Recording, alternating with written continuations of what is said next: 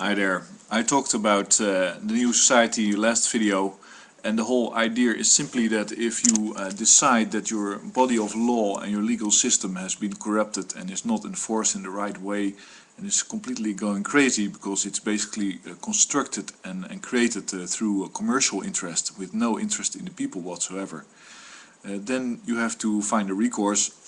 And the primary thing that you need to do is to adopt a new body of law. And especially for students, for people without homes, for everybody that is being hurt, for the middle class in the US, everybody finds that the rules are changed or have changed and have been skewed seriously into the direction of the managers of a scarce resource, which is oil. And those are, of course, the banks, energy companies. That's basically the underlying effect that is occurring. You are being deprived of money, so you cannot buy fossil fuels, so the fossil fuels are remaining for a group of insiders. And of course the very rich people are very rich because they are hoarding money that you could use in your economy actually. Anyway, all that is done through laws which are enforced of course by the police and security institutions, but your government is completely corrupt. Congress members can trade on the stock exchange with insider information and not get punished by it. You know that all the political campaigns are a huge money draw on the population, which is nonsense, because at the end you have to show up somewhere and vote, which is the deciding event, and that is nearly costless. Of course you have to drive to your voting booth or whatever. So, but what to do? I made a little page about it, and it's more or less, it's both serious and it's both exploratory, because it's simply a question: what do you do now? How do you have a revolution without destroying your social, let's say, fabric, and giving the people with the money that other people still believe in the power to dictate everything? Because that's the result during a revolution. The French Revolution was a period of famine, of mass killing of people. The revolutionaries didn't survive. The second generation of revolutionaries didn't survive. So it's not a good idea at all to do that. And the solution that is very simple and obvious is, of course, to become less oriented towards money. So you cooperate more and you don't hoard anything. So you become more social. You start to recognize that you have abilities that are useful to others and that you're not using because you're sitting in your room waiting to go to your corporate job to make your $5 an hour, and that's it. And then you're exhausted because you're completely worn out and used to the maximum of your ability, because these corporations don't want to use too many people, because that means more consumers, that means more oil expenditure, which means that they have less and they have to pay more for it. So it's a very sad game of scarce resources, while the primary resource that is scarce, that is oil. But energy as a primary resource is not scarce at all on Earth. It is very, very abundant in the form of wind, wave, solar energy mainly. So what do? I have been looking around and thinking about it, and I have a suggestion, which is very simple, is that apart from creating your identity, which is not a finished process, this could be an open source new society process, and I'm completely open to any suggestion.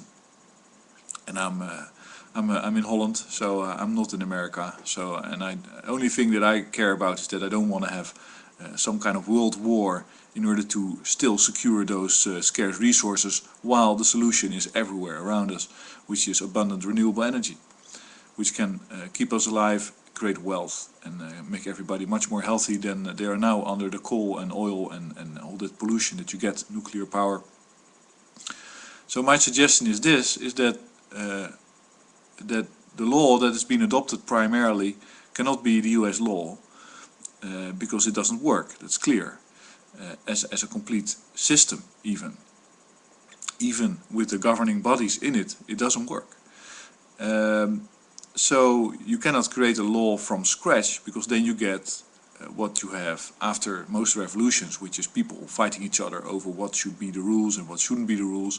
There's simply no time to go through a process that has lasted in Holland at least, a couple of 100 years fine-tuning rules and regulations in order to make society work with, let's say, the system we have. The same happened in the US, but of course after the 50s there was so much oil, and basically the whole mindset of the US is different. So there's no respect for poor people, and they didn't have a war on their own soil recently, so they didn't recognize the power of individuals in a war setting and how you can cooperate and how much you can, let's say, depend upon each other. That's the theory of social Europe, that we have learned that lesson, we have seen the war, and we have recognized that it's completely useless, senseless, and that we actually are helping each other out all the time. And we can do that certainly in the period of war, but anyway, that's a digression. US didn't have that period, so it has a much more hard, tough stance towards people that are not able to survive on their own, and that makes it that all the Americans that are surviving now have almost no empathy with people that are not surviving or are struggling. So they all think, when they're strong, they think, okay, I'm strong because I'm better and I'm superior, so now I don't have to empathize with anybody that is not making it, because they're losers, and it's their own fault. Of course, it's not their own fault. It is a process that's very well organized, and it's organized by fossil fuel industry and the banks. That's basically what's going on. So what my suggestion would be is to adopt Dutch law. Very simple. It's a different law. You can see the result, what happens to your country if you adopt Dutch law. You look to Holland. It's not perfect. I could also suggest adopting German law. Maybe that's even better, but I know I can read German perfect, no problem, but I'm not German. So, and we actually have a monarchy which was created by Napoleon after we had a republic. And a republic is basically a state where the rule of law is primarily important. And then you can have still you can have some kind of aristocracy, so rich people that know best and decide for others. But if you see that let's say if you see the result in Holland, we do have corporations, we do have big companies, we do have insurance companies that are completely going after every individual entrepreneur and business person, if it's a doctor or whatever it is, in order to bring them into their fold. But that's basically a process of erosion of the real service infrastructure and basically people doing things for each other because they are human beings, towards people doing things to each other because they want to simply be able to survive financially. That process of erosion is not being progressed as much as it has in America. We have a social system. We have medical insurance over the board, across the board for everybody at about 130 euros a month. And so things are still okay. The only force that is threatening Dutch democracy is the banking system. Because in Europe, banking system, in Holland, it has been depriving the pension funds of their gold, which is a ludicrous thing. But they simply, they managed to get the legal system to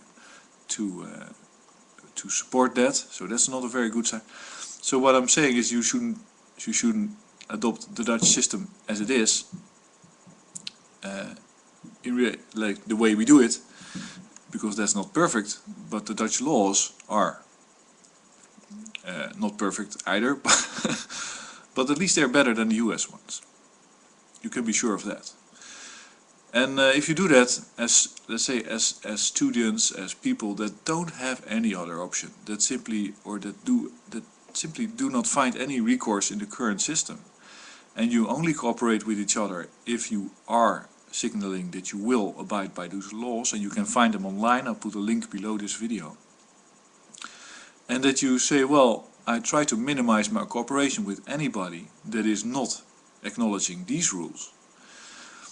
Then you will be able to draw, like you have a little ship next to the big ship, next to the Titanic, and you can step into the lifeboat, because it's an organized system and it's complete, it's working, it can be demonstrated, and And you can make it more perfect by being very alert to corruption, and being very alert to the role of the banks. Of course, I think that fractional banking, all that stuff should be abolished, so that should be kept out of the whole thing.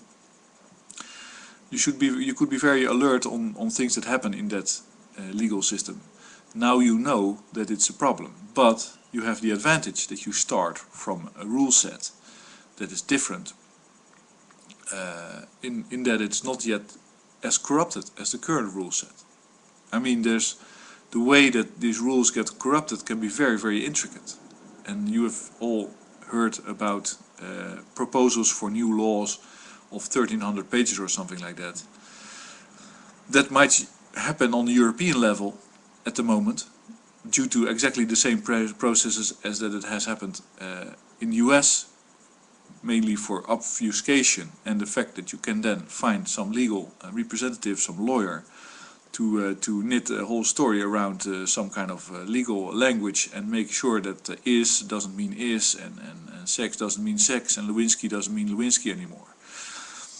You don't want that. You want to have kind of some basic rules that provide justice and democracy.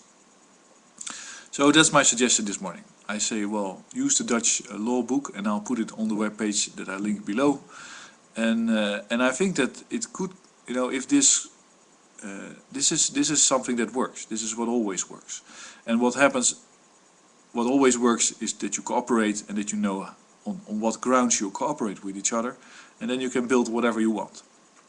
That's what it is to cooperate, that you decide a common goal, and you decide that you are willing to participate and help out as much as you can. Well, the common goal here is to have a just society, and in order to achieve that, you take up a tool like a hammer, and you take the Dutch law book. Dutch civil law is pretty good, I think. And it's not new, by the way, because the law book has been exported to several countries around the world. So as an export product, Dutch law has been used, I believe, in Korea, Asian countries. They didn't have that complex legal system. They suddenly saw themselves faced with a society, a modern society that was basically coming to was happening, and so they needed rules, and they said, well, okay, we'll just take your law book. I think it's a good idea. It would be a very big relief if you would hear about a movement in the US where people take up a new law book, whether it's Dutch or German or French for that matter. I don't know, French is a very funny one, but also a very, very mature set of rules where you have much more things that allow freedom for farmers and rights for farmers. In Holland, I think that is a little bit less so because we don't have that much farmers. If you think about it that way, and you decide together that you want to have a different country, and that your country is shaped by its rules, by its laws, and you don't want to have chaos, then I think this is a good suggestion. So that's why I'm making it. I'll put the video below or the link below this video, and I'll look a little bit more into it if I have time, and I'll try to make the Democracy site a registration site for this process. And maybe the first decision that can be made on the Democracy site is which country's law do we want to adopt. But of course, if you want to have a shortcut, then you simply look at which country. Basically, the question should be, where's the culture closest to our own culture? Where's the energy supply, well, not completely fossil fuel, or where can it be replaced by something else? Because that's very important. Because that's the corrupting factor in the US and everywhere else at the moment. And then, does it have a mature body of law? And then you can move on. Maybe southern, let's say the agricultural state should have French law and blah blah blah. But then you're complicating it. As a student with a student debt and a wish to define a new society, there's a shortcut, I think. So I hope this is interesting, and thanks for listening.